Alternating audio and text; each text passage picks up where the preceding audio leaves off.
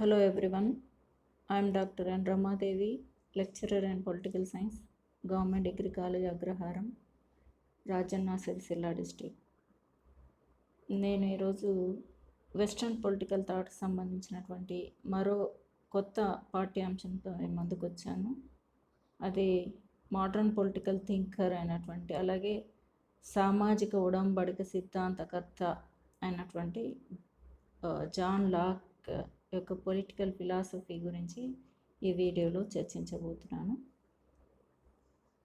మనం ఏ రాజనీతి తత్వవేత్త యొక్క తత్వ చింతనని అధ్యయనం చేయాలంటే ముందుగా ఆయన యొక్క జీవిత విశేషాలు, ఆయన పైన సమకాలీన పరిస్థితుల ప్రభావాన్ని గురించి మనం తెలుసుకోవాల్సి ఉంటుంది. కాబట్టి ఇప్పుడు మనం జాన్ లాక్ గారి యొక్క జీవిత విశేషాలని ముందుగా చర్చించుకుందాం.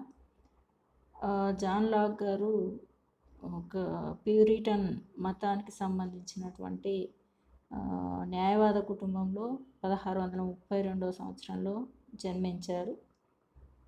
ఈయన ఇంగ్లాండ్కి సంబంధించినటువంటి రాజనీతి తత్వవేత్తగా చెప్పొచ్చు.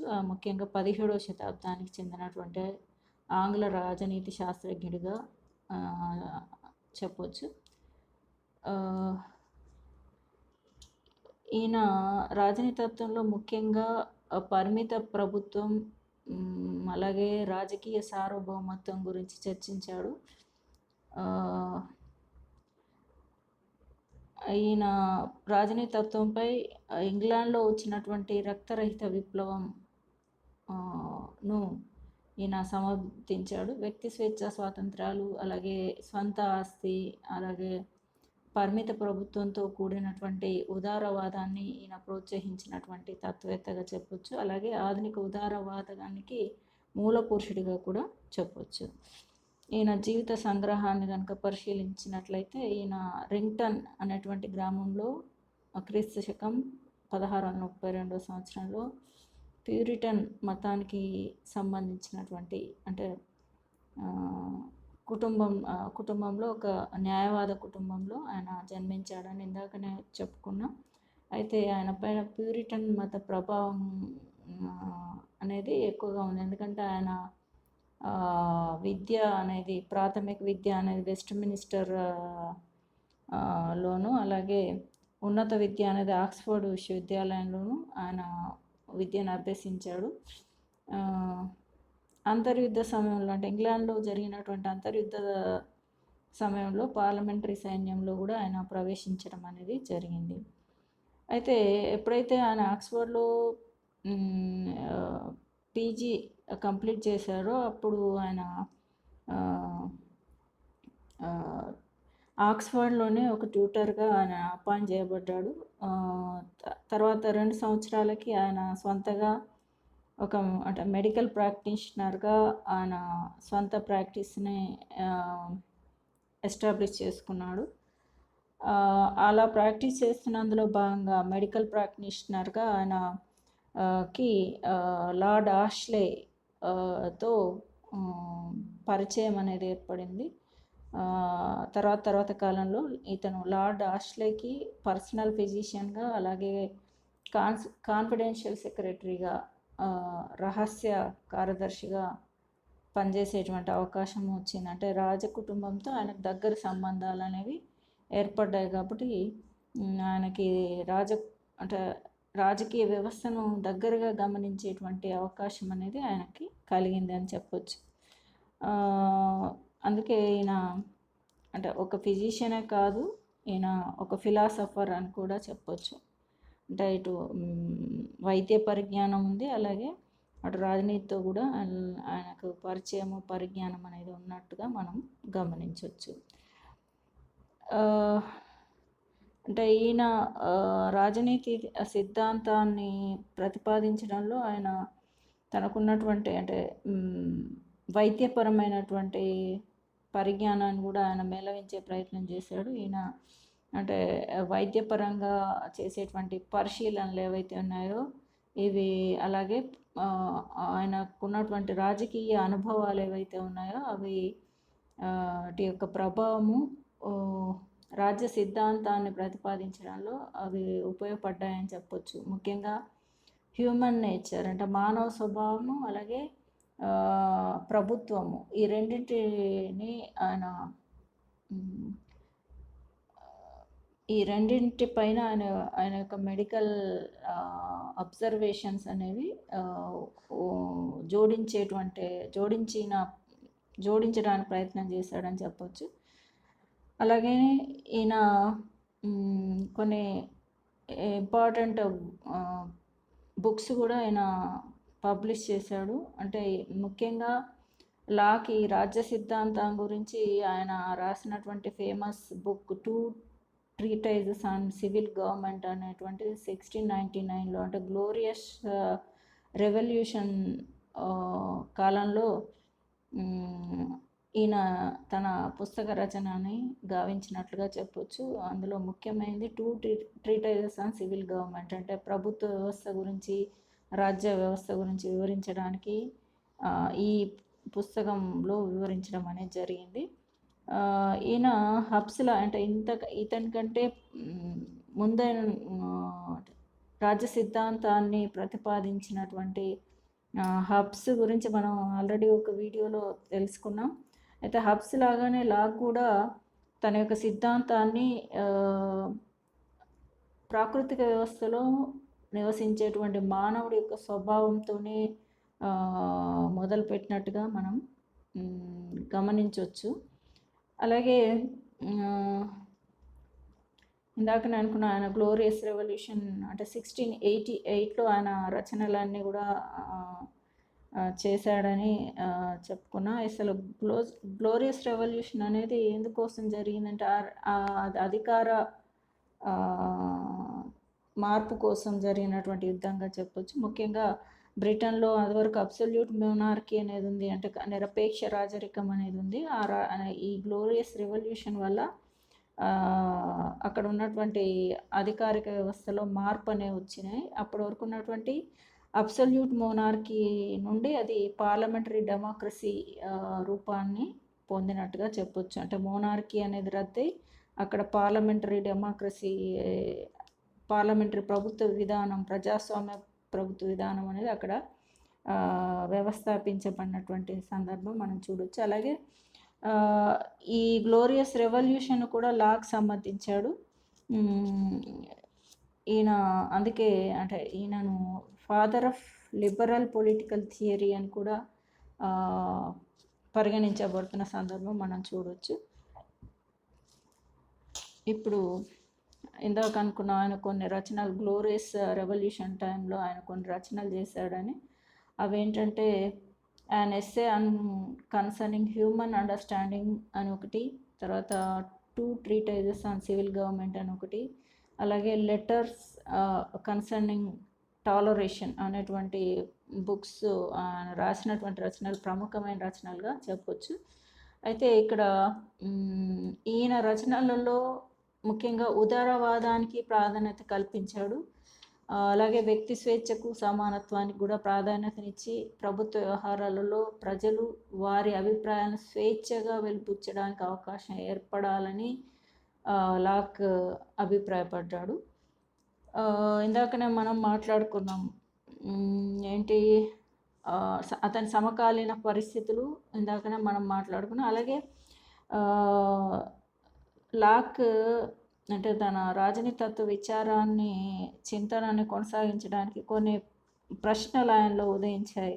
ఏంటంటే why do we need a government, what is the origin of political community, what is the basis of our obedience to state. నిన్న గత వీడియోలో హబ్స్ గురించి చర్చించుకున్నప్పుడు కూడా ఇలాంటి క్వశ్చన్స్ అనేవి హబ్స్ వాటికి సమాధానం ఇచ్చే ప్రయత్నం చేశాడు అని మనం ఆ చాప్టర్లో కూడా తెలుసుకున్నాం. అలాగే లాక్ గారు కూడా కొన్ని క్వశ్చన్స్కి ఆన్సర్ అంటే సమాధానాలు కనుక్కోవడానికి ప్రయత్నం చేశాడని చెప్పొచ్చు.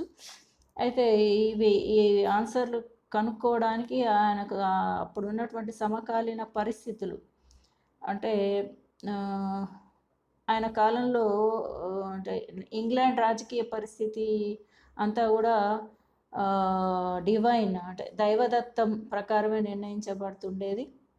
కానీ విలియం ఆరెంజ్ అనే అతను రాజుగా వచ్చిన తర్వాత ఈ దైవదత్తం అనేటువంటి దైవదత్తం ప్రకారం నిర్ణయాలు తీసుకోవడం అనేది దానికి ప్రాధాన్యత తగ్గిపోయి రాజ్యాంగ రాజత్వం అంటే కాన్స్టిట్యూషనల్ మోనార్కీ అనేది ఏర్పడింది. దానికి ముఖ్య కారణం జాన్ లాక్ గానే చెప్పొచ్చు.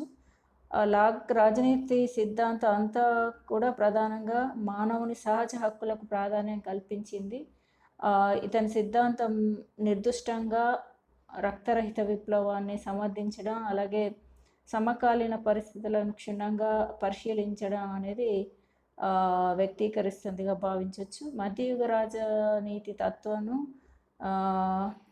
హూకర్ అనేటువంటి పండితుడి ద్వారా అవగాహన చేసుకొని అధికారాన్ని నైతికంగా పరిమితం చేయాలి అని భావించడం జరిగింది. అలాగే రాజులు ప్రజా అభిప్రాయానికి బద్దులుగా ఉండాలి. అలాగే రాజకీయ, మత, నైతిక, విద్యా విధానాల్లోని ముఖ్యాంశాలు ఇతను అనుభవపూర్వకంగా గ్రహించి ఆయన సిద్ధాంతానికి ప్రాతిపదికగా చేసుకున్నట్లుగా చెప్పొచ్చు. అయితే లాక్ కాలం నాటికి మహోన్నత విప్లవం నడిపినటువంటి విగ్ పార్టీ భూస్వామ్య ధనిక సాంప్రదాయ విరుద్ధ మత వర్గాల లక్ష్య నిరపేక్షమైనటువంటి రాజరికాన్ని కాక ప్రజామోదం పొందిన రాజరికాన్ని అంటే పాపులర్ మోనార్కీని కూడా వ్యతిరేకించడమే ప్రధాన ధ్యేయంగా పెట్టుకుంది. అయితే ఆ విగ్ రాజకీయ పక్షం అంటే అక్కడ ఉన్నటువంటి విగ్ పార్టీ పెట్టుబడిదారీ స్వేచ్ఛ, వ్యాపార వ్యాప్తి, ఆస్తిపరులకు తమ ఆర్థిక హోదాకు తగిన అధికారాన్ని కేటాయించేటువంటి ఒక రాజరిక వ్యవస్థను స్థాపించాలని అనుకుంది. అయితే ఈ ప్రభావాలన్నీ కూడా ఈయన పైన ఈ సిద్ధాంతాన్ని రూపకల్పన చేయడానికి పురుకొల్పినట్లుగా చెప్పొచ్చు. ఇక్కడ మానవ స్వభావం మీద లాక్ యొక్క అభిప్రాయాలు ఒకసారి గమనిస్తే చూడండి, human beings are basically decent and have been endowed with a natural social instinct. There are essentially peace-loving and not quarrelsome. They are not always selfish. Sometimes they are altruistic also. Locke considers all human beings as equal in the moral sense and asserts that every individual enjoys certain natural rights, that is right to life, liberty and property. ఇక్కడ ముఖ్యంగా మానవ స్వభావంపై lock అదివరకటి ఇతర శాస్త్రవేత్తల కంటే ప్రగాఢమైనటువంటి విశ్వాసం ఆయనకుంది. స్వభావరీత్యా మానవుడు మంచివాడని, మంచి గుణాలు కలవాడని, వివేచన మరియు విచక్షణ శక్తి కలవాడని, ప్రధానంగా సంఘ జీవనాభిలాష కలవాడని, ఇతరులతో కలిసిమెలిసి అన్యోన్యంగా జీవిస్తూ తమను తాము పాలించుకోగల శక్తి సామర్థ్యాలు కలిగి ఉన్నారని లాక్ విశ్వసించాడు. శారీరకంగాను యోగ్యతాపరంగాను భేదాలు ఉన్నప్పటికీ మానవులందరూ కూడా సమానులై సహజ హక్కులను అనుభవించి విధులను నిర్వర్తించేవారని కూడా ఆయన పేర్కొంటున్నాడు. కానీ హబ్స్ పేర్కొన్నట్లాంటి మానవ స్వభావం అంటే రీతికి ఈయన వ్యతిరేకంగా ఈయన తన యొక్క అభిప్రాయాన్ని అంటే మానవ స్వభావంపై తన యొక్క అభిప్రాయాన్ని హబ్స్కి వ్యతిరేకమైనటువంటి అభిప్రాయాన్ని ఇక్కడ వ్యక్తం చేయడం జరిగింది. లాక్ యొక్క ఎస్సేస్ కన్సర్నింగ్ హ్యూమన్ అండర్స్టాండింగ్లో మానవులు పూర్తిగా వాంఛ, ద్వేషంకు లోబడి నడుచుకుంటారని, అవి ఎంత తీవ్రంగా ఉంటాయంటే ఏ బాహ్య శక్తి వాటిని అదుపులో ఉంచనప్పుడు వారు అవివేకంగా, అవినీతిగా, వివేచనారహితంగా ప్రవర్తిస్తారని అతను అభిప్రాయపడ్డాడు. అయితే ఇది మాత్రం హబ్స్ అభిప్రాయానికి సమానంగా మనకి కనిపిస్తూ ఉంటుంది. అది ఆండ్రూ హేకర్ అనే పండితుడు ప్రకారం ఏంటంటే లాక్ మ్యాకివెల్లీ అలాగే హబ్స్లో కాకుండా మానవ స్వభావం పూర్తిగా మంచిది అని కానీ పూర్తిగా చెడ్డది అని కానీ నొక్కి చెప్పకుండా మధ్య మార్గాన్ని అవలంబించి ప్రతి మానవుడు కూడా సంపాదించేటువంటి గుణం కలిగి ఉంటాడు అని తన అభిప్రాయం వెలిపుచ్చినట్టుగా ఆయన చెప్తున్నాడు. అంటే అక్విజిటివ్ క్యారెక్టర్ని కలిగి ఉంటాడని చెప్పాడని ఈ తత్వవేత్త లాక్ గురించి పేర్కొనడం జరిగింది. ఆండ్రూ హేకర్ అనే అతను లాక్ గురించి చెప్తూ ఆయన అంటే అటు మంచివాడు కాదని పూర్తిగా చెడ్డవాడు కాదని చెప్పకుండా దానికి మధ్య మార్గాన్ని అవలంబించాడని చెప్పడం అనేది జరిగింది. అయితే ఈయన ప్రాకృతిక వ్యవస్థ గురించి కూడా వివరించడం జరిగింది. అంటే ప్రాకృతిక వ్యవస్థలో ఎంతవరకు మనం మానవ స్వభావం ఎలా ఉండే ఇతని అభిప్రాయం ప్రకారం అనేది గమనించా. ఇప్పుడు ఇతని అభిప్రాయంలో ప్రాకృతిక వ్యవస్థ అనేది ఎలా ఉండేది అనేది ఒకసారి గమనిద్దాం. ఇతని అభిప్రాయం ప్రకారం ప్రాకృతిక వ్యవస్థ అనేది శాంతియుతంగా ఉండేది. ఈ వ్యవస్థలో నివసించేటువంటి మానవులందరూ కూడా సహజీవనం, సహకారం, సౌభ్రాతృత్వం అలాగే స్వీయ రక్షణతో కూడినటువంటి వాడుగా ఉండేది అని అంటే ఇతని ప్రకారం ఏంటంటే సంఘ సభ్యులందరూ కూడా ఏ అధిపతి నియంత్రణాధికారం లేకుండా సాంఘిక వ్యవస్థ సాఫీగా జరుగుతుండేది అని చెప్పడం జరిగింది. ఇక్కడ చూడండి, the state of nature has a law of nature to govern it which applies everyone and reason which is that law teaches all mankind who will but consult it that being all equal and independent, no one ought to harm another in his life, health, liberty or possessions అని చెప్పడం అనేది మనం దీన్ని బట్టి ఆయన ఇందాక మనం మాట్లాడుకున్నది దీనికి సరిపోతుందని చెప్పొచ్చు. అలాగే everyone as he is bound to preserve himself and not to quit his situation wilfully, so by the like reason when his own preservation comes not in competition, ought he as much as he can to preserve the rest of mankind, and not unless it be to do justice on an offender, take away or impair the life, or what tends to the preservation of the life, the liberty, health, limb or good of another అని ఇక్కడ చెప్పడం అనే దాని ద్వారా, అలాగే this law of nature is ascertainable by human reason అని చెప్పడం ద్వారా ఏంటంటే ఆయన అంటే సహజీవనం కోరుకోవడము, సహకారం, సౌభ్రాతృత్వం, స్వీయ రక్షణలతో కూడినటువంటి అంటే లక్షణాలతో మనిషి ఉండేదా అంటే ప్రాకృతిక వ్యవస్థలో ఎటువంటి వ్యవస్థ అనేది సాంఘిక వ్యవస్థ అనేది ఉండేది. అది సాఫీగా సాగుతున్నటువంటి వ్యవస్థగా. అలాగే ప్రాకృతిక వ్యవస్థలో మానవులందరూ కూడా సహజ న్యాయం ఆదేశం మేరకే నడుచుకునేవారని, వారు ధర్మంగాను స్నేహశీలంతోనూ మసలుకునేవారని, సహజ న్యాయం అంటే హేతువు, ఈయన దృష్టిలో సహజ న్యాయం అంటే ఏంటంటే హేతువు, న్యాయము అంటే రీజన్, జస్టిస్లే ఈయన దృష్టిలో అంటే ఇవి సహజ న్యాయం అని పేర్కొనడం జరిగింది. అయితే ఇలాంటి వ్యవస్థతో పాటు పౌర ప్రభుత్వం అంటే సివిల్ గవర్నమెంట్లో కూడా సహజ న్యాయం మానవులు గౌరవించాలని లాక్ అభిప్రాయపడ్డాడు. అలాగే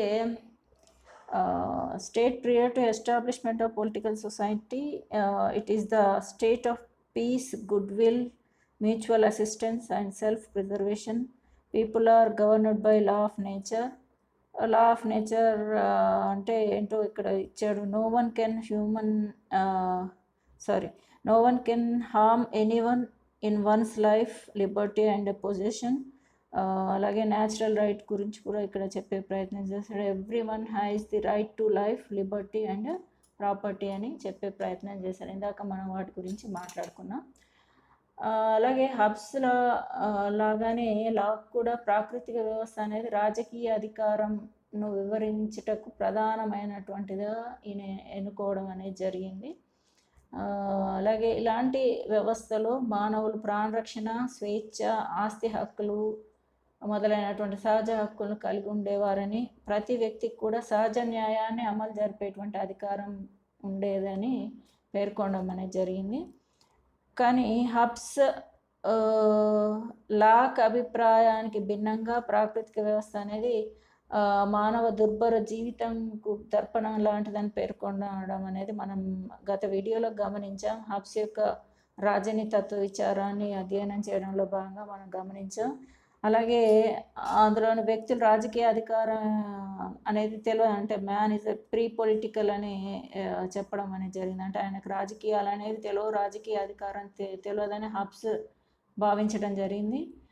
దీనికి భిన్నంగా లాక్ రాజకీయ వ్యవస్థ లేకున్నప్పటికీ సాంఘిక వ్యవస్థ ఉండేదని, సహజ న్యాయానికి బద్దులై సంఘంలో ఇతరుల యొక్క ధన, మాన, ప్రాణాలు, హక్కులను గౌరవిస్తారు అని పేర్కొనడం అనేది జరిగింది. కావున మానవుల్లో విచక్షణ జ్ఞానం, హేతువు ఒకే రకంగా ఉండకపోవడం వల్ల నిష్పక్షపాతంగా, నిస్వార్థంగా అమలు చేయడం అనేది కష్టంతో కూడుకున్నటువంటి కార్యక్రమం. కాబట్టి ఇలాంటి స్థితి వల్ల ప్రాకృతిక వ్యవస్థలో నాగరిక వ్యవస్థను ఏర్పాటు చేసుకోవడం అన్ని విధాల తగింది అని లాక్ అభిప్రాయపడ్డాడు.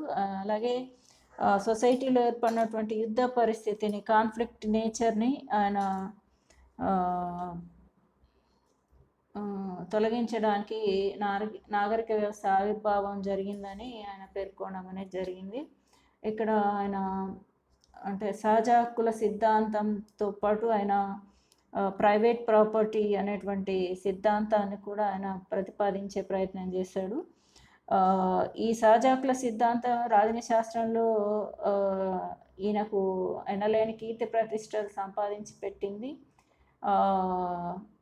ఈ సిద్ధాంతమే లాక్ యొక్క రాజనీతి తత్వానికి పునాది అని చెప్పొచ్చు. అంటే లాక్ అభిప్రాయంలో సహజ హక్కులన్నింటినీ మానవులందరూ ప్రాకృతిక వ్యవస్థలో సమానంగా అనుభవించారని, అలాగే సహజ హక్కులు అంటే వ్యక్తికి పుట్టుకతో సంక్రమించేటువంటి హక్కులని అభిప్రాయపడ్డాడు. సహజ హక్కులకు మూలం సహజ న్యాయమని, ఈ సహజ హక్కులను వ్యక్తి ప్రాకృతిక వ్యవస్థలోను పౌర సమాజంలోనూ అనుభవిస్తాడు. ఈ హక్కుల రక్షణ కోసమే ఒడంబడిక చేసుకోవడం జరిగింది అని ఆయన పేర్కొన్నారు. అలాగే ఆయన తన ఒపీనియన్లో, అంటే తన అభిప్రాయంలో జీవించే హక్కు, స్వేచ్ఛ హక్కు, ఆస్తి హక్కు అనేవి అక్కడ 3 సహజ హక్కులుగా ఆయన భావించాడు.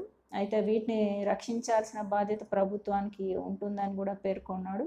అయితే అన్నిటికంటే ముఖ్యంగా లాక్ ఆస్తి హక్కుకు అధిక ప్రాధాన్యత కల్పించే ప్రయత్నం చేశాడు. అంటే ప్రకృతి సృష్టించినటువంటి సంపదకు అందరూ సమానంగా అర్హులే.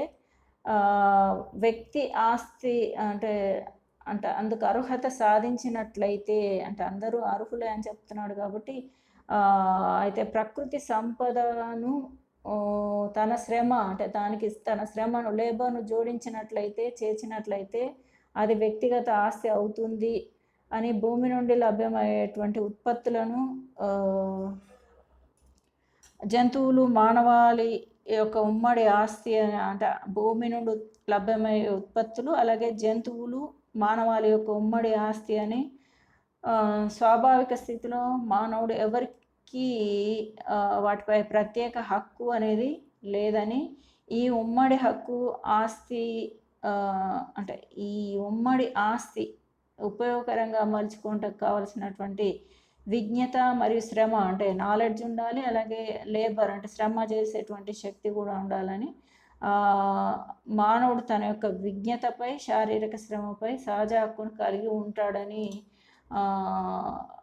మానవుడు తాను ఎంతైతే సాగు చేసి ఉపయోగించుకుంటాడో అంత మాత్రం అతని స్వంత ఆస్తి అవుతుందని ఈయన అంటే రైట్ టు ప్రైవేట్ ప్రాపర్టీ గురించి ఈయన వివరించే ప్రయత్నం చేశాడు. ఇక్కడ చూడండి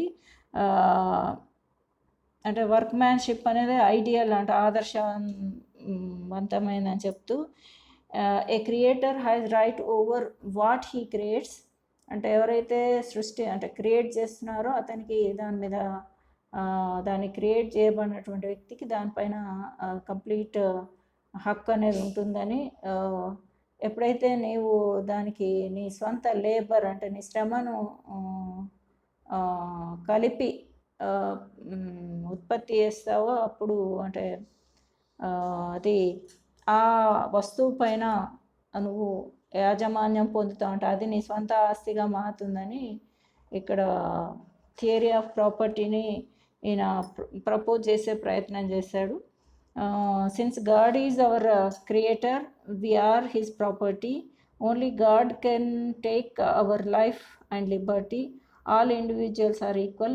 No one can rule over other.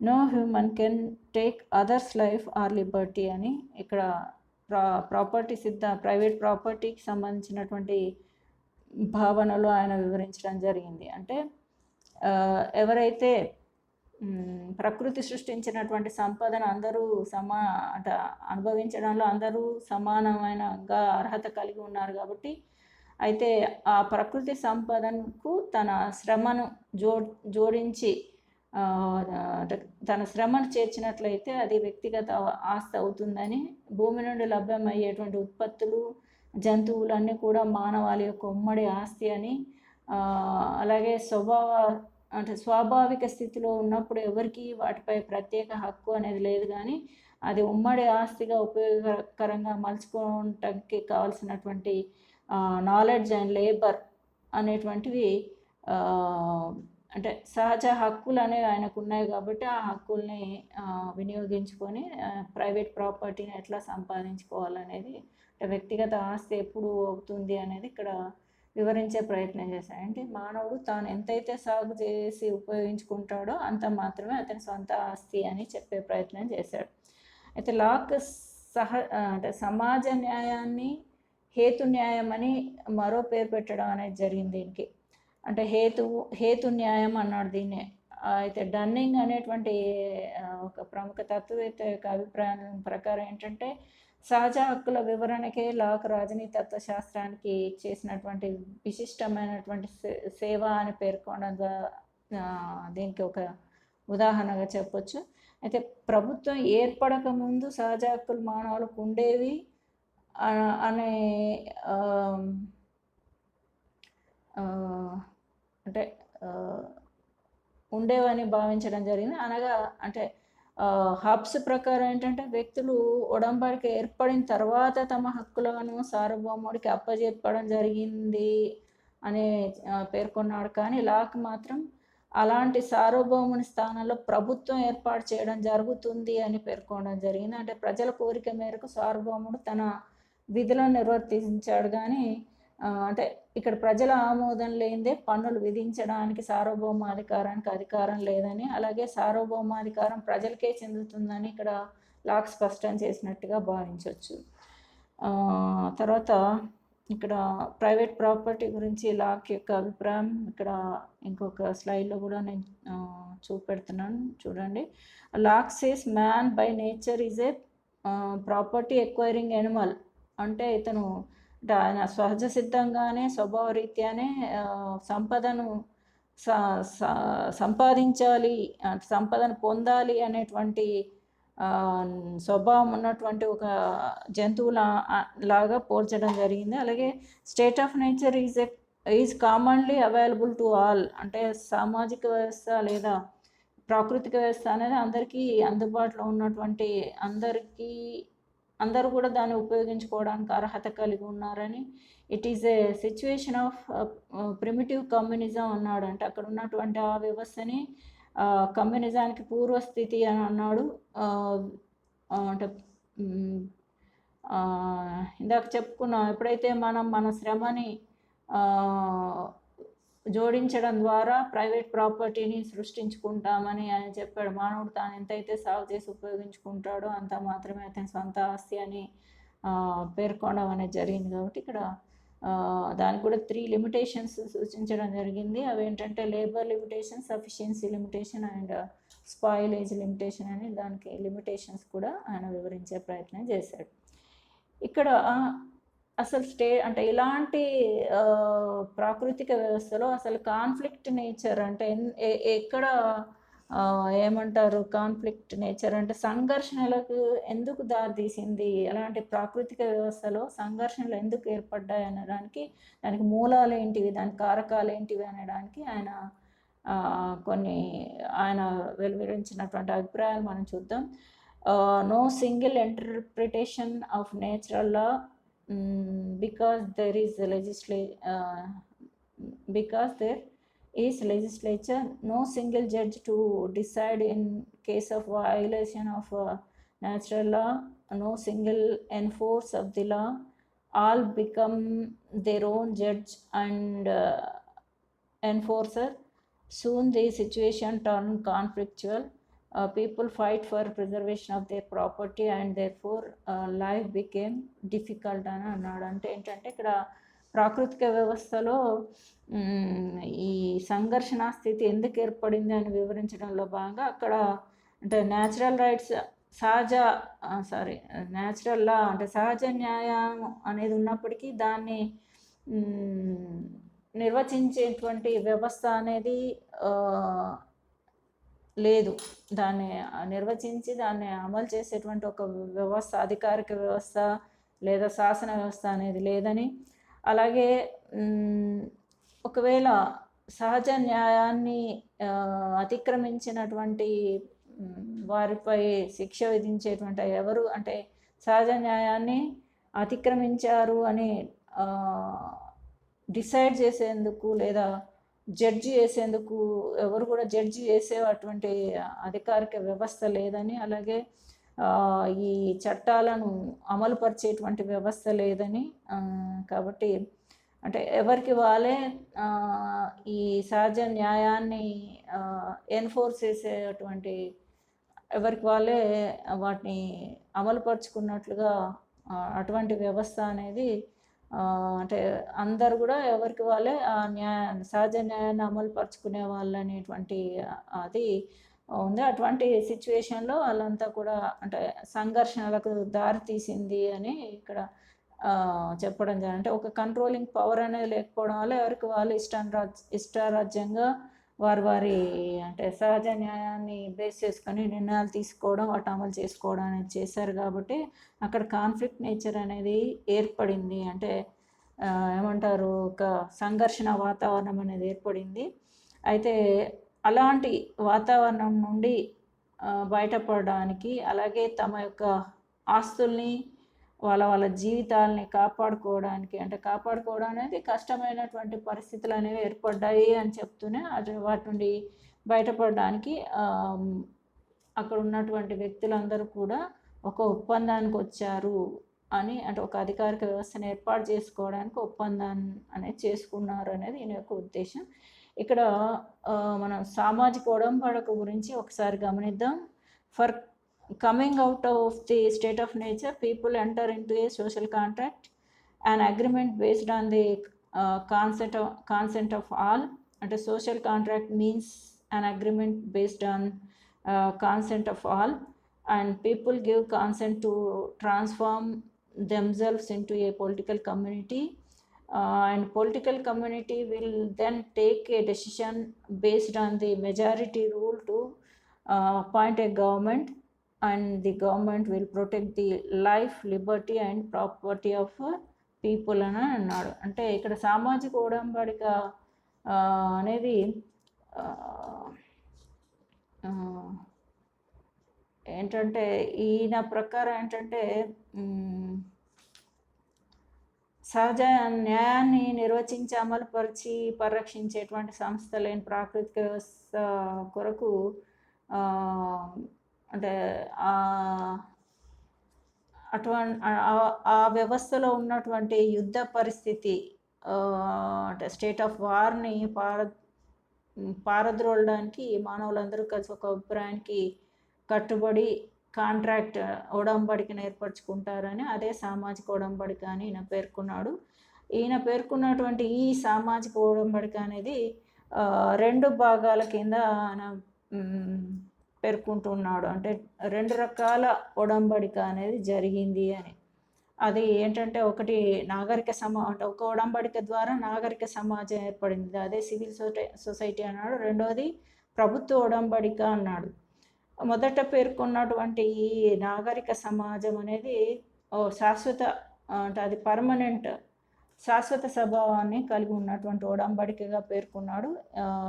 ఈ ఒడంబడికలో మానవులందరూ కూడా వారి యొక్క హేతువాద న్యాయాన్ని, హక్కులను అంటే ఈ రెండింటిని కూడా నాగరిక సంఘానికి వదిలేస్తారు. ఈ సంఘం అంటే ఎప్పుడైతే ఈ సంఘం అనేది ఎప్పుడైతే ఏర్పడుతుందో వెంటనే ప్రాకృతిక వ్యవస్థ అనేది అంతరించిపోతుందని పేర్కొన్నాడు. అలాగే అంటే తద్వారా ఏమవుతుందంటే విశాలమైనటువంటి రాజ్యం ఏర్పడుతుంది. ఈ ఎప్పుడైతే ఈ నాగరిక సంఘం సామాజిక పరమైంది కాబట్టి దీన్ని అధిగమించడానికి, విరమించుకోవడానికి వీలు అనేది ఉండదని, దీనికి కారణం ఏమంటే రాజ్యాంగ వ్యవస్థ గల నాగరిక సంఘాన్ని ఏర్పరచుకోవడమే అని ఆయన పేర్కొంటూ ఉన్నాడు. కానీ ఇందులో గల అంటే సభ్యులందరూ కూడా స్వంత ఆస్తి కలవారు, సంపూర్ణ సభ్యులుగా అంటే ఎవరైతే సొంత ఆస్తి కలవారు ఉంటారో వాళ్ళే సంపూర్ణ సభ్యులుగా పరిగణించబడతారని, సొంత ఆస్తి లేని వారు పరోక్షంగా మద్దతు తెలుపుతారని, అంటే సివిల్ సొసైటీకి మద్దతు తెలుపుతారని లాక్ అభిప్రాయపడ్డాడు. అయితే పరిపాలనా వ్యవస్థ నిర్వహించడానికి అలాగే ఆస్తులపై పన్నులు విధించే అటువంటి అధికారం అనేది సొంత ఆస్తి గలవారే అర్హులు అని లాక్స్ విస్పష్టంగా పేర్కోవడం అనేది జరిగింది. అయితే దీన్ని మనం తీవ్రంగా ఆలోచించినట్లయితే జ్ఞానం లేదా పరిపాలనా విధానం అనేది ఆస్తిని కలవారికే పరిమితం చేయబడింది అని మనకు తెలుస్తుంది. హబ్స్ అలాగే లాక్ కొన్ని విషయాల్లో కొంత భేదాలు కనపడ్డప్పటికీ హబ్స్ ప్రకారం ఒక ప్రాణరక్షణ హక్కును తప్ప మిగిలిన హక్కులన్నింటినీ సార్వభౌమానికి అప్పగిస్తారు అని పేర్కొన్నాడు. కానీ లాక్ దానికి భిన్నంగా ప్రజలు తమ పూర్తి హక్కులను సార్వభౌమునికి అర్పించకుండా ప్రాకృతిక వ్యవస్థలో వాళ్ళు అనుభవించినటువంటి కొన్ని సహజ హక్కులు మాత్రమే సార్వభౌమాధికారానికి అంటే సార్వభౌమునికి బదిలీ చేస్తారని వాదించడం అనేది జరిగింది. లాక్ పేర్కొన్నటువంటి ఈ సార్వభౌమాధికారం అనేది లిమిటెడ్ పవర్స్ని కలిగి ఉంటుంది, అంటే పరిమిత అధికారాలను మాత్రమే నిర్వహిస్తారని, ప్రధానంగా ప్రజలు సహజమైనటువంటి హక్కులను పరిరక్షించడానికి సామాజిక ఒడంబడికకు బద్ధుడు కావాల్సి ఉంటుందని ఈయన అభిప్రాయపడ్డాడు. దీనికే ఏమనొచ్చు అంటే లాక్ యొక్క డాక్ట్రిన్ ఆఫ్ కాన్సెంట్ అని అనొచ్చు. A government based on the consent of the governed is the legitimate government. ఇందాక మనం మాట్లాడుకున్న Locke and Hobbes both emphasize consent. Hobbes coercion of acceptable in achieving consent. Locke initial act of consent must be unanimous without coercion అని. అలాగే lakhs 2 types of కాన్సెంట్ని ఇక్కడ అంటే explain చేశారు. ఏంటంటే ఒకటి ఎక్స్ప్రెస్డ్ కాన్సెంట్ అయితే ఇంకొకటి టాక్టిస్ కాన్సెంట్ అని 2 రకాల కాన్సెంట్స్ ఉంటాయని చెప్పే ప్రయత్నం చేశాను. అంటే ఇక్కడ కాన్సెంట్ అంటే అభిప్రాయం అనేది బేస్ చేసుకొని, అంటే ఇదేంటి ప్రజాసమ్మతి సిద్ధాంతాన్ని ప్రతిపాదించే ప్రయత్నం చేశాడు. అంటే ప్రభుత్వం అనేది ప్రజాసమ్మతి అంటే పరిపాలించబడేటువంటి వారి యొక్క సమ్మతిపై చట్టబద్ధంగా ఏర్పడుతుంది, అది ప్రజాసమ్మతిని ఆధారంగా చేసుకుని నిర్వహించబడుతుంది అని చెప్పడానికి ఇక్కడ లాక్ ప్రయత్నం చేశాడు. ఇక్కడ ఎక్స్ప్రెస్డ్ కాన్సెంట్ అంటే one literally says that I wish to be a member of this political community and consent its laws its institutions its government అన్నాడు. అంటే వీళ్ళు ప్రజలందరూ కూడా నేను ఈ రాజకీయ సమాజంలో నేను భాగస్వామిని గా ఉంటాను. అలాగే దీనికి సంబంధించి అంటే ఈ పొలిటికల్ కమ్యూనిటీ లేదా రాజకీయ సమాజం విడుదల చేసేటువంటి శాసనాలకు ఇక్కడ ఉన్నటువంటి సంస్థలకి, ప్రభుత్వానికి అన్నిటికీ కూడా నేను బద్ధుడిగా ఉంటాను అని చెప్పడం అనేది జరుగుతుంది. అలాగే టాక్టిక్స్ కాన్సెంట్ అంటే once engages in actions which imply consent అంటే ఇది అంటే అందరి యొక్క కాన్సెంట్ని ఇంప్లై చేయడానికి ఉపయోగపడేది. అంటే అందరూ కూడా ఇప్పుడు ఇక్కడ ఎగ్జాంపుల్స్ ఇచ్చాను చూడండి. Using roads enjoying benefits of governments అంటే ఆ ప్రభుత్వ ఆస్తుల్ని అందరూ సమానంగా, ప్రభుత్వ సంపద ఏదైతే ఉందో అందరూ సమానంగా వినియోగించుకోవడం, ప్రభుత్వం నుండి వచ్చేటువంటి బెనిఫిట్స్ ఏవైతే ఉన్నాయో అంటే లబ్ధి ఏదైతే ఉందో, లాభాలు ఏవైతే ఉన్నాయో అవన్నీ కూడా అందరూ సమానంగా అంటే ఈ రాజకీయ సమాజంలో ఒక సభ్యుడిగా వాటన్నింటినీ అందరం సమానంగా వినియోగించుకుంటాం అనేటువంటి ఒక అది కూడా అని చెప్పొచ్చు. అంటే ఇది రెండో ఒడంబడిక అంటే ప్రభుత్వ ఒడంబడిక. ఈయన చెప్పిన ప్రకారం రెండో ఒడంబడికలు జరుగుతాయని అనుకున్నాం కదా. ఆ రెండో ఒడంబడికల భాగంలో ప్రజా సమ్మతి అనేది కూడా ఒకటి ఉంది.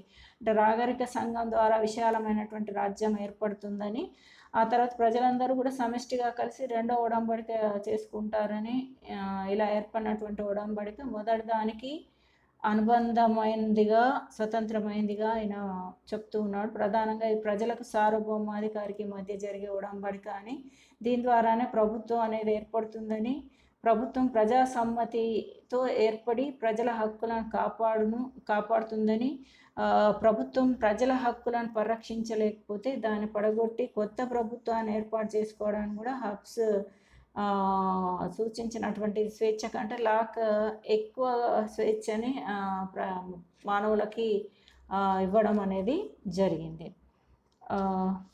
ఇక్కడ వాళ్ళు అంటే మానవులందరూ కలిసి ఒక రాజ్యం ఏర్పాటు చేసి వారే ప్రభుత్వ నియంత్రణలోకి రావడం అంటే కేవలం వారి స్వంత ఆస్తిని పరిరక్షించుకోవడానికేనని లాక్ అభిప్రాయపడ్డాడు.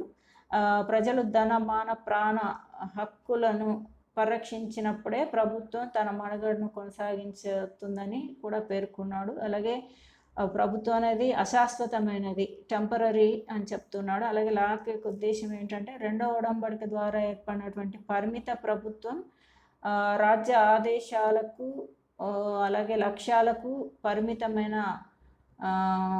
అంటే ఏవైతే రాజ్య లక్ష్యాలు ఏవైతే ఉన్నాయో ఆ లక్ష్యాలు నెరవేర్చడంలో విఫలమైనప్పుడల్లా తొలగించబడుతుంది అని చెప్పే ప్రయత్నం చేస్తాడు. ఇక్కడ చూడండి, if the government is not able to enforce the law of nature, if the government violates the natural rights of life, liberty and property of citizen, if government declares war against the citizens. ఈ మూడు సందర్భాలలో అంటే ప్రజలు ఈ సార్వభౌమాధికారాన్ని లేదా వాళ్ళు చేసుకున్నటువంటి ఒప్పందం నుండి విత్డ్రా కావచ్చు అంటున్నాడు. ఎప్పుడు అంటే ప్రభుత్వము అక్కడ అంటే సహజ చట్టాలను అమలు చేయడంలో విఫలమైనప్పుడు, అలాగే ప్రజలకి ఉన్నటువంటి న్యాచురల్ రైట్స్ ఏవైతే ఉన్నాయో, సహజ హక్కులు, రైట్ టు లైఫ్, జీవించే స్వేచ్ఛ, ఆస్తి హక్కు లాంటి స్వేచ్ఛల్ని అంటే హక్కుల్ని కనుక అతిక్రమించినట్లయితే, అలాగే అంటే ప్రజలకు వ్యతిరేకంగా ప్రభుత్వం యుద్ధం లాంటి పరిస్థితులు ప్రకటించినట్లయితే అటువంటి సందర్భాలలో ప్రజలు దాన్ని అంటే ఆ ఒప్పందం నుండి విత్డ్రా అవ్వచ్చు. అలాగే ప్రభుత్వాన్ని తొలగించుకునేటువంటి అధికారం కూడా కలిగి ఉంటారని. It is the duty of the citizen to revolt against the government, overthrow the government, kill the ruler, replace the government with a new one అని చెప్పడం జరిగింది. అంటే ఇలాంటి సందర్భాలలో ప్రజలు యొక్క విధి లేదా కర్తవ్యం ఏంటంటే ప్రభుత్వానికి వ్యతిరేకంగా పోరాటం చేయొచ్చు, అంటే ఉద్యమించవచ్చు, అలాగే అంటే తిరుగుబాటు చేయొచ్చు, లేదా ప్రభుత్వాన్ని కూలదోయచ్చు, లేదా రూలర్ ఎవరైతే ఉన్నారో అతన్ని చంపేయొచ్చని, లేదా ప్రభుత్వాన్ని అంటే ఆ ప్రభుత్వం స్థానంలో కొత్త ప్రభుత్వాన్ని కూడా ఏర్పాటు చేసుకునేటువంటి హక్కు కలిగి ఉంటారని ఆయన వివరించే ప్రయత్నం చేశాడు. అయితే ఇక్కడ ప్రభుత్వానికి కొన్ని విధులు కూడా ఉన్నాయి. ఏంటంటే అవి సహజ న్యాయాన్ని నిర్వచించి మానవులందరికీ కూడా ఒకే రీతిలో చట్టాన్ని ఏర్పాటు చేయడం, అలాగే శాసనాన్ని తూచా తప్పకుండా నిష్పక్షపాతంగా అమలు చేయడం, చట్టాలను రాజ్య లక్ష్యాల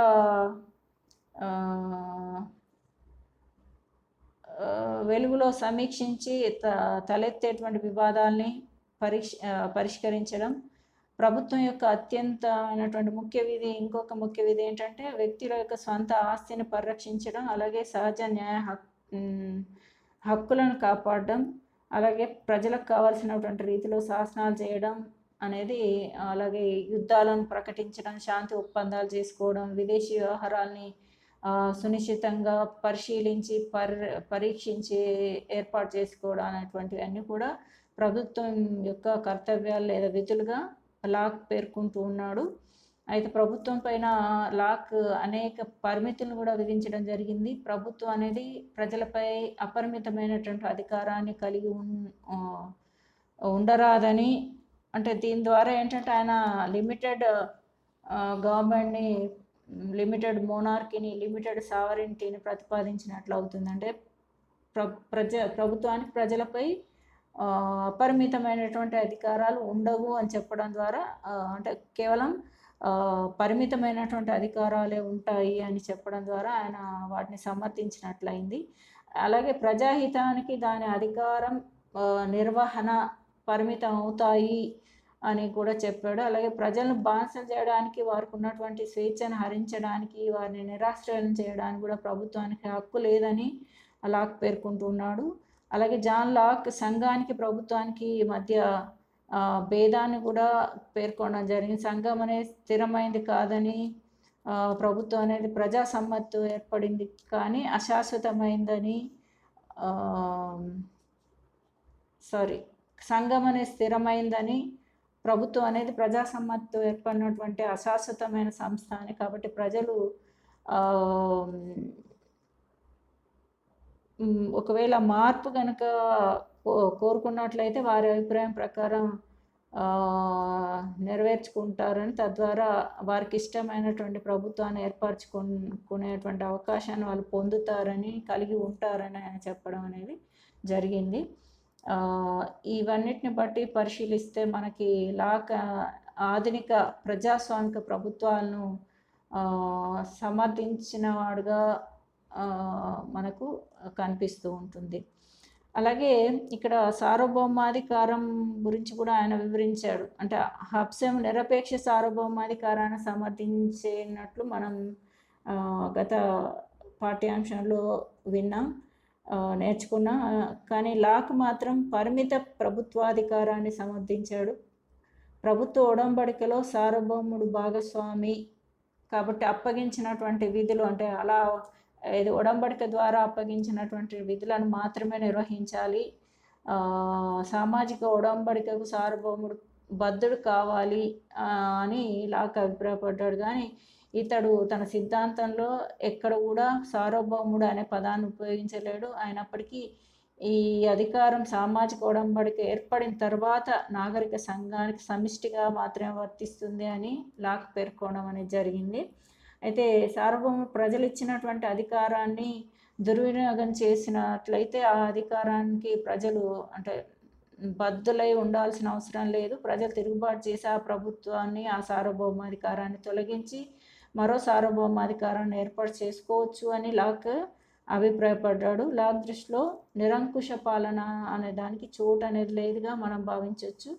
అలాగే లాక్ ప్రకారం రాజకీయ సార్వభౌమాధికారం అనేది ఒక ధర్మకర్తృత్వపు సంస్థ మాత్రమే. ఇది ప్రజల సహజ హక్కును కాపాడడం అనేది దీని యొక్క ప్రథమ కర్తవ్యంగా భావించాల్సి ఉంటుంది. శాసన నిర్మాణం, కార్యనిర్వాహక మరియు న్యాయ విధులు కూడా స్వంత ఆస్తి రక్షించడం అనే లక్ష్యానికి లోబడి ఉండాలని, ప్రభుత్వం అనేది తన విధి నిర్వహణలో విఫలమైతే అధికారాన్ని కోల్పోతుందని కూడా ఆయన సూచించడం అనేది జరిగింది. సరే ఇప్పుడు మనము ఆయన రాజనీతి తత్వ విచారానికి చేసినటువంటి సేవలను కూడా ఒకసారి మనం గమనిద్దాం.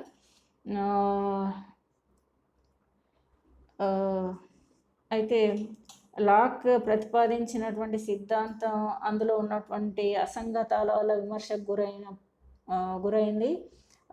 దాన్ని నిరూపణ ఏంటంటే, అంటే పొత్తు కుదరని అనేక అంశాలను సమన్వయం చేయడానికి ప్రయత్నం చేశాడు అని విమర్శించడం జరిగింది. లాక్ సిద్ధాంతంపై రెండు విభిన్న అభిప్రాయాలు మనకు కనిపిస్తాయి. ఒకటి ఏంటంటే, లాక్ సిద్ధాంతం సమాజాన్ని రూపొందిస్తుంది, మరోవైపు వ్యక్తి తన సహజ హక్కులతో ఉంటాడు అని ఈ రెండు అంశాలను ఆయన మిళితం చేయడం అనేది అసహజంగా కనిపిస్తుందని కూడా విమర్శించడం జరిగింది. అంటే ఒకవైపు సమాజం, మరోవైపు వ్యక్తి, మూడోవైపు ప్రభుత్వం ఉంటాయి. వ్యక్తి స్వేచ్ఛ సమాజానికి పరిమితమై సమాజం ప్రభుత్వాన్ని అదుపు చేస్తుంది అని ఆయన పేర్కొంటున్నాడు. అయితే వాస్తవంలో ఇది సాధ్యమవుతుందని లాక్ వివరించే ప్రయత్నం చేశాడు. అయినప్పటికీ లాక్ సిద్ధాంతం అనేది అంటే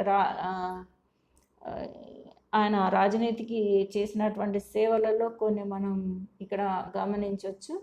అంటే వీటి ద్వారా లాక్ సిద్ధాంతం అనేది మనకి ప్రస్ఫుటమవుతుందిగా భావించవచ్చు. అదేంటంటే, ఒకటి డన్నింగ్స్ అనేటువంటి థింకర్, అతని యొక్క అభిప్రాయంలో జాన్ లాక్ అనుసరించినటువంటి సిద్ధాంతంలో అతి ముఖ్యమైనది సహజ హక్కుల సిద్ధాంతం అని పేర్కొనడం జరిగింది. అలాగే ఆధునిక ప్రజాస్వామ్య సిద్ధాంతానికి లాక్ ప్రతిపాదించినటువంటి సమ్మతి భావన అనేది మూలమైందని చెప్పడం జరిగింది. అంటే ఇది కాన్సెంట్, డాక్ట్రిన్ ఆఫ్ కాన్సెంట్ అనేది. అలాగే ఇందాక మా డన్నింగ్స్ చెప్పిందేమో సహజ హక్కుల సిద్ధాంతం, డాక్ట్రిన్ ఆఫ్ న్యాచురల్ రైట్స్ అనేది.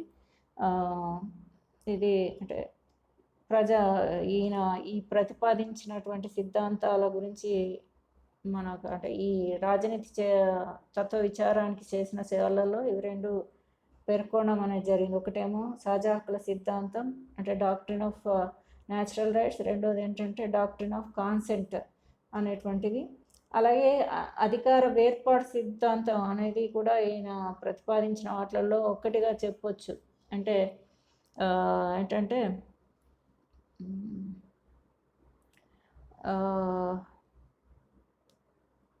ఇది అంటే ఒక అధికార వేర్పాటు సిద్ధాంతం అనే తర్వాత కాలంలో మాంటెస్క్యూ అనే ఫ్రెంచ్ తత్వవేత్త దీన్ని వివరంగా చర్చించడానికి ఇదొక అంటే ఆధారభూతమైందని చెప్పొచ్చు. లాక్ ప్రతిపాదించినటువంటి అధికారాల వేర్పాటు అనేది మాంటెస్క్యూ దాన్ని ఆధారంగా చేసుకొని theory of separation of powers అనేది రూపొందించడం అనేది జరిగింది. అలాగే లాక్ స్వేచ్ఛావాదానికి మూల పురుషుడు అని కూడా పేర్కొనడం అనేది జరిగింది. ఎందుకంటే వ్యక్తి తన సిద్ధాంతంలో వ్యక్తిని కేంద్ర బిందువుగా చేశాడు కాబట్టి ఇతను ఒక వ్యక్తి వాదానికి మూల పురుషుడు అని భావించడం జరిగింది. అలాగే ఆస్తి హక్కు వివరించడం ద్వారా అంటే ఇది ఆస్తి హక్కును వివరించడం కూడా చాలా అమూల్యమైనదిగా భావించడం జరుగుతుంది. లాక్ ప్రతిపాదించినటువంటి ఆస్తి హక్కు అనేది సహజ హక్కు అని, దీన్ని అనుసరించి ఆధునిక కాలంలో పెట్టుబడిదారి వ్యవస్థకి నాంది అనేది ఇక్కడే పడిందని, దానికి బీజం అనేది ఇక్కడనే పడిందని పేర్కొనడం అనేది జరిగింది. అలాగే విప్లవ సిద్ధాంతం, ఆయన ప్రతిపాదించినటువంటి విప్లవ సిద్ధాంతం కూడా డాక్ట్రిన్ ఆఫ్ రెవల్యూషన్ కూడా అంటే అతను ప్రత్యక్షంగా సమర్థించకపోయినప్పటికీ ప్రజలందరికీ కూడా సహజ హక్కులు ముఖ్యమైనవని, వాటిని కాపాడుకోవడానికి వారు రాజకీయ సమాజాన్ని ఏర్పాటు చేసుకుంటారని, అది అంటే అందులో విఫలమైతే ఆ ప్రభుత్వాన్ని కూలదోసే హక్కు ప్రజలకు ఉందని చెప్పడం ద్వారా అంటే విప్లవ తత్వాన్ని లాక్ ప్రబోధించినట్లుగా చెప్పొచ్చు. అందుకే గెటిల్ అన్నట్లుగా, అలాగే జెఫర్సన్ పై అతని యొక్క విప్లవ తత్వ ప్రభావాన్ని బట్టి దాని ప్రాముఖ్యత అంచనా వేయచ్చు. అంటే గెటిల్ ఏమంటున్నాడంటే, లాక్ యొక్క ఈ హక్కులు, సహజ హక్కులు, అలాగే అంటే ప్రభుత్వాన్ని కూలదోసే హక్కు ఇలాంటి అన్నిటి ఫలితంగా జెఫర్సన్ అనే అతను పైన ప్రభావం పడి అతని విప్లవతత్వ ప్రభావం అనేది పడి అంటే ఆయన ఒక విప్లవ తత్వవేత్తగా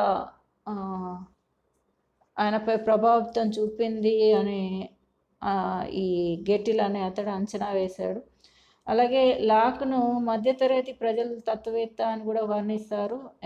ఎందుకంటే అతని చిత్తశుద్ధి, ప్రగాఢమైనటువంటి విశ్వాసం, మానవ జీవితం పట్ల ఆసక్తి, మితవాదం లాంటివన్నీ కూడా లాక్ను మధ్యతరగతి విప్లవానికి ప్రతీకం చేశాయని కూడా సబాయిన్ వ్యాఖ్యానించడం అనేది జరిగింది. అలాగే బార్కర్ అనే అతను లాక్ సమాజం స్వరూపాన్ని సంఘటితంగా మైనటువంటి వ్యవస్థగా గుర్తించాడు అని ఈ భావం తర్వాత కాలంలో రూసోకు కూడా ఉపయోగపడిందని చెప్పొచ్చు. అలాగే లాక్ సాంప్రదాయిక మధ్యయుగ తత్వాన్ని ఆధునిక ఉదారవాదంతో సమ్మేళనం చేశాడు.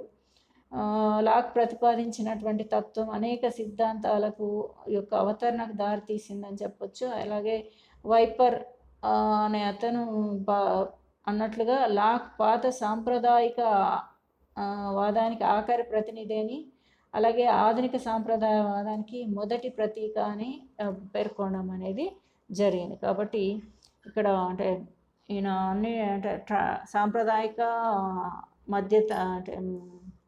అంటే మధ్యయుగం అలాగే ఆధునిక వాదానికి ఈయననే మూల పురుషుడు అని కూడా చెప్పొచ్చు.